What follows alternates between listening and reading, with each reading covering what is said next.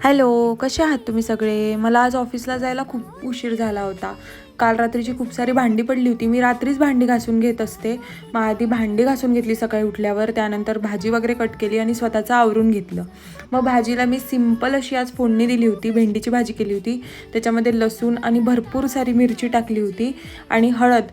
इतकी टेस्टी लागते ना अशा पद्धतीने भाजी केली ना. मला मसाल्यावाली भाजी आवडत नाही, मला सिंपल भेंडीची भाजी आवडते.